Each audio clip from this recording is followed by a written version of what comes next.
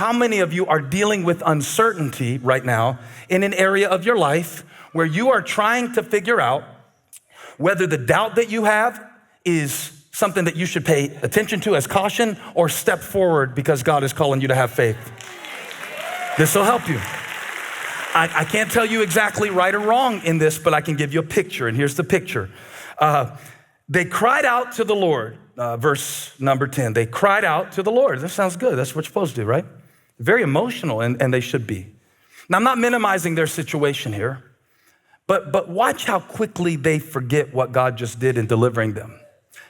And watch how quickly fear can cancel out and make you forget how bad it really was where you were in an attempt to go back.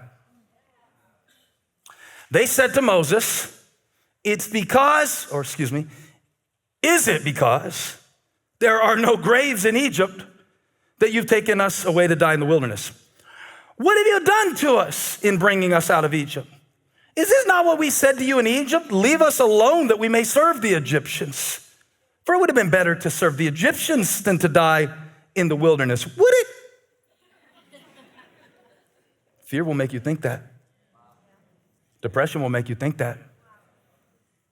Pressure will make you think that. And all three of those things are present, so I get it. And now Moses, the great motivational speaker, he's gonna give the question and answer at the seminar. What do we do now? Moses stands up. He says, he's not a very good speaker, but he's giving it his best right now. And Moses said to the people, fear not. Try that again. Fear not. Yeah, that's more convincing. Fear not. Stand firm and see the salvation of the Lord, which he will work for you today. For the Egyptians whom you see today, you shall never see again. And if y'all don't shout over verse 14, I'm gonna give you a new church. The Lord will fight for you, and you have only to be silent. Oh, hold on. Be silent. Don't shout, because he's wrong. Sounds good, but he's wrong. Wish it were always that way, because sometimes it is, but in this case, it's wrong. Because there is a body of water called the Red Sea in front of you. You can't cross it. There are chariots from Egypt behind you. You can't outrun them. So Moses' advice right here, one translation says, you need only be still. We've all heard before, be still and know that he is God. And sometimes this will be the instruction. But for this moment, for this Moses, for this nation, for this situation, being still will get you killed. So watch God. I love God.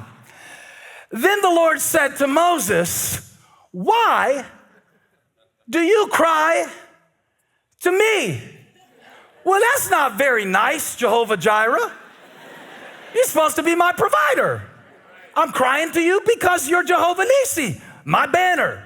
I'm crying to you because you're Jehovah Shalom, my peace. I'm crying to you because I can't do this. And I'm emotional and I'm afraid. And Moses is old and the people are angry and the pace is very slow. Look.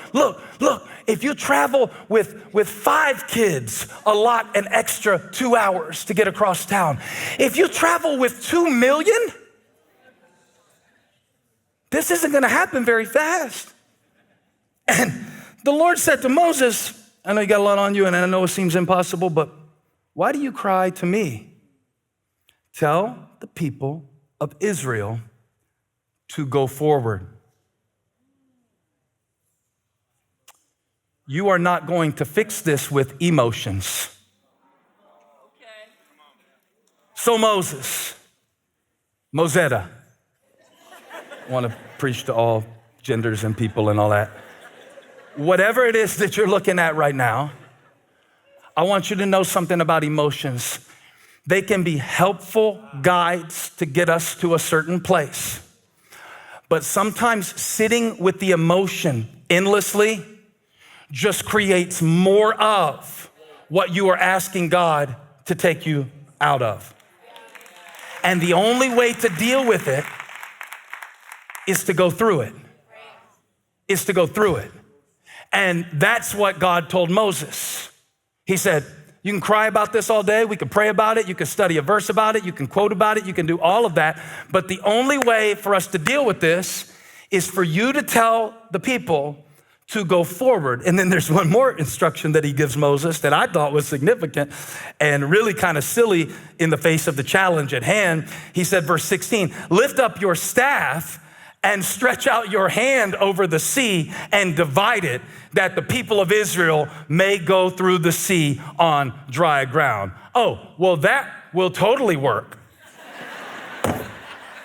How we read the Bible with these cotton candy eyes, I'll never even know. We got this fake filter we put on all the stories, like, yeah, that's the way it works. Put the staff and let him go. I saw the thing, he did it. I saw a movie about it. Moses just put up his staff. It's a difference to read the thing and do the thing. I guarantee you, all of my scholarly confidence, low as it may be, that Moses' hand was shaking because he's old and because he's scared. But the fact that his hand was shaken did not stop the sea from splitting. And what I'm saying is, you can do it with a shaky hand. You can do it with knocking knees. You can do it with a lump in your throat. Oh yeah, Taylor, I can do it with a broken heart. I can praise him with a painful situation. I can make progress in a cloudy condition. Yeah, just like that. Give God praise, just like that. Because some of you today, you just lifted your hands freely. But some of y'all, your hands felt heavy.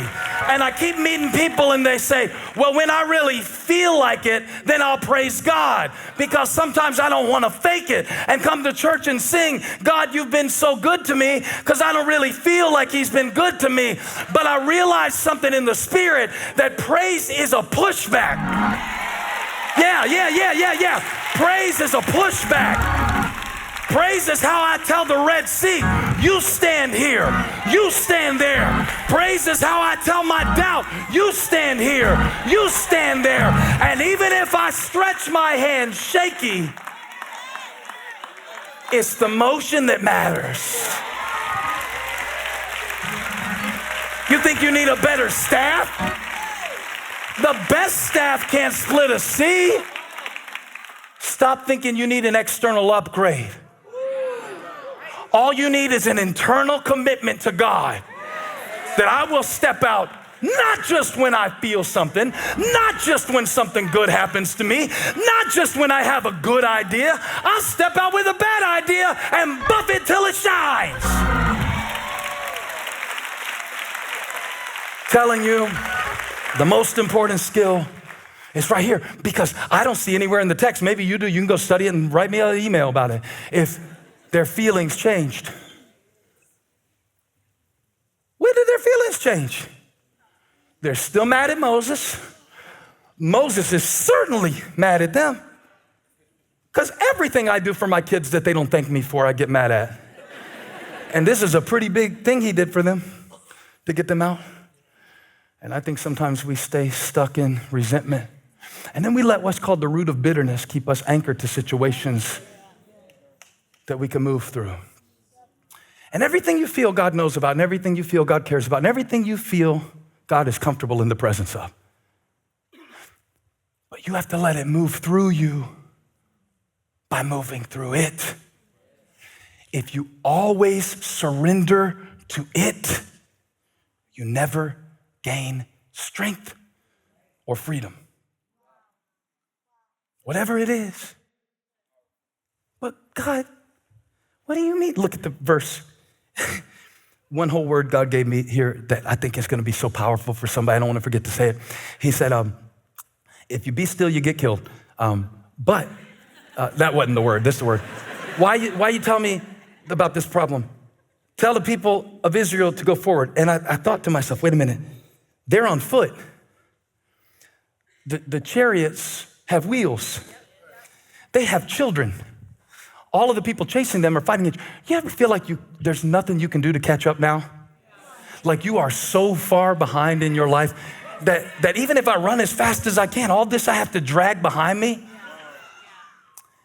And the Lord said, go forward. Watch this. Not fast, just forward. Isn't that good? Not fast. He said, it doesn't have to be fast. I know you're loaded down by a lot of things, and I know you're on foot, and I know you didn't get that kind of training, and I know that you've lost some years, and I know that you've wasted away some opportunities, and I know you killed a few brain cells, and I know you closed a few doors and some people that won't call you back, and I know there's gonna be some things you're gonna have to navigate through, and you feel like what's in front of you is too big and what's behind you is too fast. But you don't have to go fast. You just have to go forward. Why? Because after the water parts for you, it's gonna close back over your enemies. And you're on foot, and Pharaoh has wheels. So it would seem like there's no way you can outrun him. But there's one thing your enemy didn't count on when he was chasing you with his chariots. Wheels don't work in water.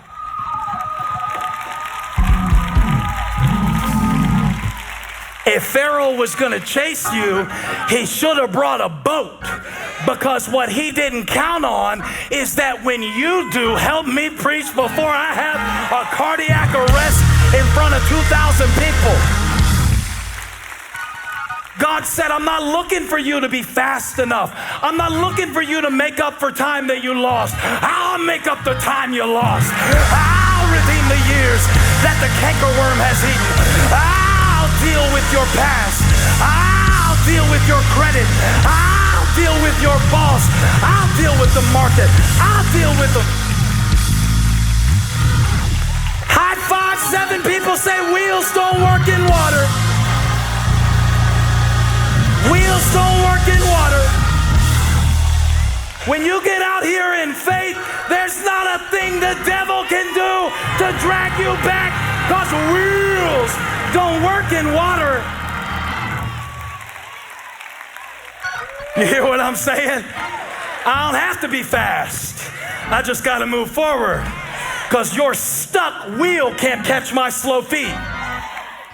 Hey, thanks for stopping by my YouTube channel. I hope you were blessed today. If you were, share this with somebody. Like and subscribe and leave me a comment. Let me know where you're watching from, what we can pray for you about. Hope to see you back here again really soon.